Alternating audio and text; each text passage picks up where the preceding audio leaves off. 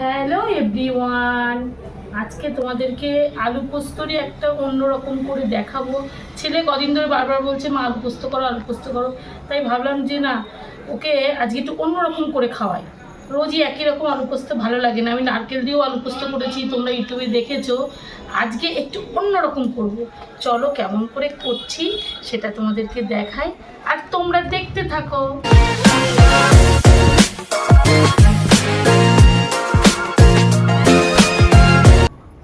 আজ ছেলেকে রান্না করে খাওয়াবো কারি আলু পোস্ত। তার জন্যে আলু ডুমো ডুমো করে কেটে একটু লবণ দিয়ে বয়েল করে রেখেছি যাতে রান্নাটা করতে সুবিধা হয়। আর নিয়েছি এখানে কাঁচা পাকা লঙ্কা আর কারি পাতা। কারি পাতা একটু শুকিয়ে গেছে, ফ্রিজে ছিল, কোনো প্রবলেম নেই। কারি পাতার ফ্লেভারটাই বেশি দরকার, তাই জন্য আমি শুকনো কারি পাতা দিয়ে করব। আর নিয়েছি এখানে তোমার পোস্ত। পোস্ত ছাড়া তো আলু পোস্ত হবে না, তার জন্য পোস্ত ভিজিয়ে রেখেছি। এখানে প্রায় এই চামচের 4 চামচের 3 চামচ মতো আমি পোস্তদানা নিয়েছি। চলো আগে আমি পেস্ট করে নিই, তা না হলে তো আলু পোস্ত করা যাবে না। সব কিছু মিক্সড করার জন্য একটা মিক্সিং জার নিয়েছি, যার মধ্যে আমি সুন্দর করে স্মুথ করে পেস্টটা তৈরি করব। প্রথমে আমি দিয়ে দিচ্ছি পোস্তদানা। ভিজিয়ে রাখলে দানাটা তাড়াতাড়ি পেস্টটা ভালো হবে, সেই জন্য আমি ভিজিয়ে রেখেছি। এখানে দিয়ে দেবো একটু সর্ষের তেল। রান্নাটা আজকে সর্ষের তেলেই হবে। দিয়ে দেবো এখানে লবণ, আর দিয়ে দেবো এখানে কাঁচা পাকা লঙ্কা। চলো আগে এগুলো ভালো করে সুন্দর করে পেস্ট করে নিই। এখানে দেখো কি সুন্দর স্মুথ পেস্ট করে নিয়েছি। এবার আর অপেক্ষা করার নেই, এবার আমি আলু পোস্তটা তৈরি করব। চলো কিভাবে করছি তোমরা দেখে নাও। গরম প্যানের মধ্যে প্রথমে চলে যাচ্ছে সর্ষের তেল। একটু বেশি করে দিচ্ছি আলুগুলো, যাতে একটু ভালো করে ভাজা হয়। এই গরম তেলের মধ্যে এখন পড়ে যাবে 1 চুটকি কালো জিরে, আর পড়ে যাবে কারি পাতা।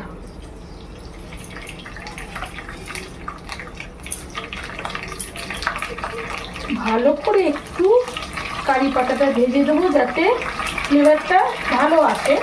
তারপরে আমি আলুগুলো ছাড়বো।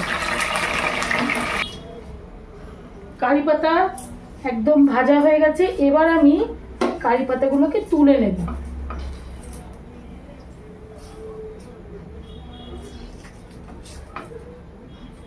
একে একে সবটা তুলে নেব। এর মধ্যে কিন্তু তেলের মধ্যে ফ্লেভারটা ঢুকে গেছে।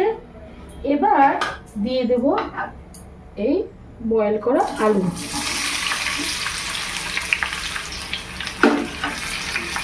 দিয়ে হালকা হাতে ভালো করে আলুগুলোকে আগে ভেজে নেব। এর মধ্যে অল্প করে একটু হলুদ গুঁড়ো দেব, খুবই অল্প, এইটুকুই দিয়ে আলুকে ভালো করে ভাজবো।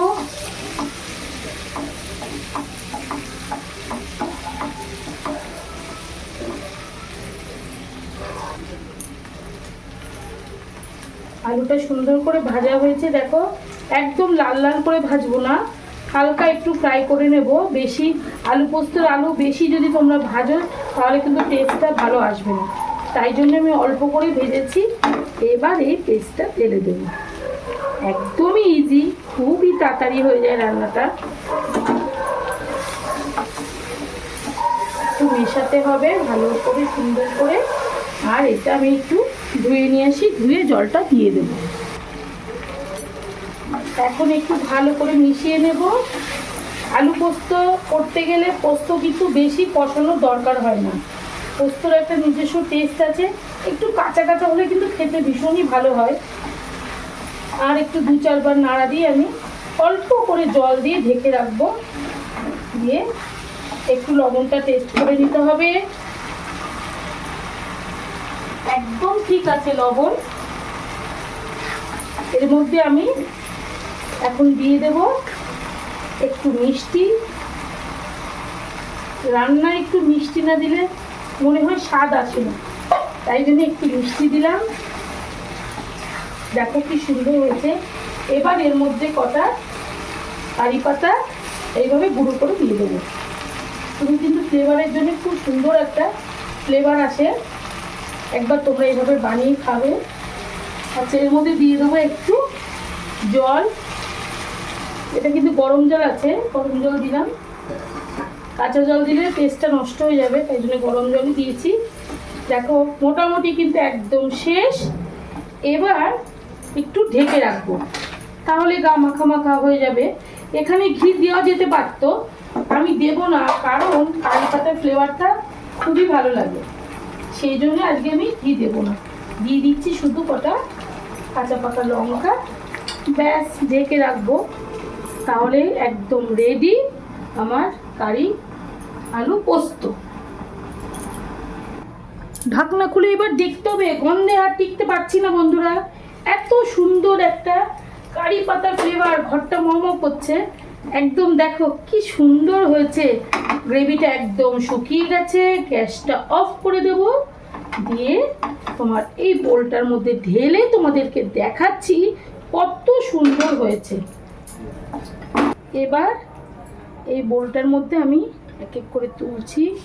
দেখো কি সুন্দর একটা কালার তৈরি হয়েছে কারি আলু পোস্ত। তোমরা এইভাবেই তৈরি করবে, আমি যেমন করে করলাম। ভীষণ ভালো, এত সুন্দর একটা স্মেল বেরোচ্ছে, ঘর পুরো মমো করছে। ভাত, রুটি, পরোটা সব কিছুর সাথেই যায় এই রেসিপিটা। একটু কারি পাতা দিয়ে গার্নিশ করে দিচ্ছি, তোমরা এইভাবেই বানাবে। তোমাদেরকে একটু আমি খেয়ে দেখাচ্ছি, খুবই গরম।